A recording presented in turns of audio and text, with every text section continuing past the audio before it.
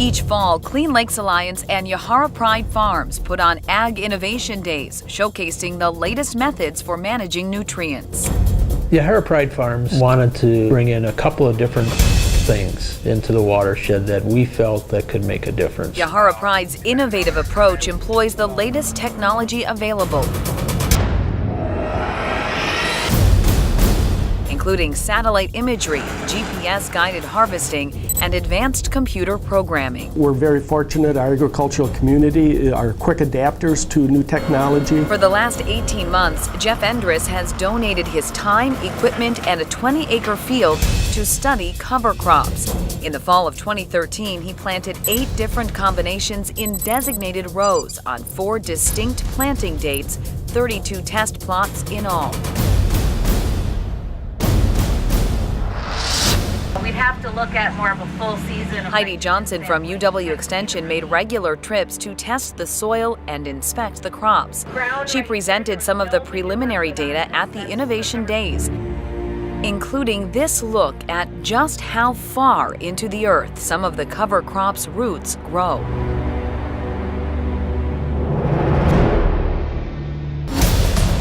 Last fall, Jeff harvested the corn on the plot using GPS mapping to track the specific yield associated with each of the 32 test plots. I think the key here is, on an average, it's not hurting yield. The computer models tracked height, ground cover, biomass, and nitrogen, all key to understanding which cover crops will work best moving forward. The research is generating a buzz among neighboring farmers. These are the peas right here, and these also are going to be taking up a lot of the nutrients. Lonnie Hahn is a newer member of Yahara Pride. More community oriented. That's what this is all about, getting people here to see what they're doing. He tried cover crops for the first time last fall. Without them, this entire 110-acre field would be bare soil. The momentum is growing. Now UW Extension agents, local, state, even federal conservation agencies are all watching this Yahara watershed experiment. I'm optimistically think that cover crops are going to play a big role in the future of helping manage nutrients on farms. The evaluation is constant. Just days before planting this year's corn crop, he inspected the soil. See all the roots down in there? So that's loosening up the soil right now. The cover crop is doing the tillage rather than the implement.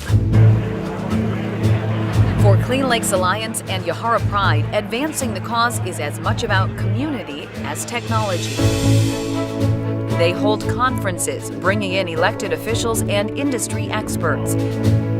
At last fall's Ag Innovation Days, farmers got hands-on testing of cutting-edge practices, including vertical manure injection, no-till, and strip-till, a precision farming technique in which only the specific row of planting is tilled, reducing soil disturbance by 70%. No farm is exactly the same. There is no perfect solution. You need lots of tools in the toolbox. You need to be able to use specific practices on specific fields. Another emerging practice is composting manure, a process that reduces the smell, the volume, and the weight for more manageable storage, and is also better for the environment. This is our finished compost product that's actually mixed with a calcite. We've been able to pelletize it, so it allows the producer who truly wants to be no-till to be able to put the carbon and calcium back in the ground via mechanical application. Modernization has, I think, just inherently occurred. It's all about advancement and improvement.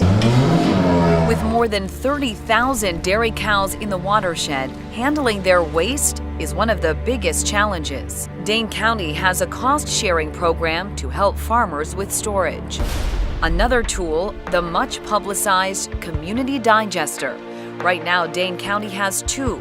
Combined, they handle manure from 5,000 of the watershed's 30,000 dairy cows, 16%.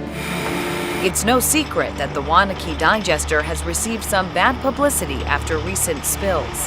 But county leaders say the positives still far outweigh the risks. The overall record of the digesters has been remarkably good when you look at the amount of phosphorus that they remove on an annual basis. They also produce electricity, which goes back out on the grid. The second digester may represent a new era. The most exciting news on the horizon. In my last budget, we included money to pilot a new system that will result in 100% phosphorus reduction. That's a true game changer. Looking at the progress of rural actions, the community is now 17% of the way toward reaching reduction goals. Research shows almost 30% of phosphorus pollution is coming from urban sources, and key projects are happening there too.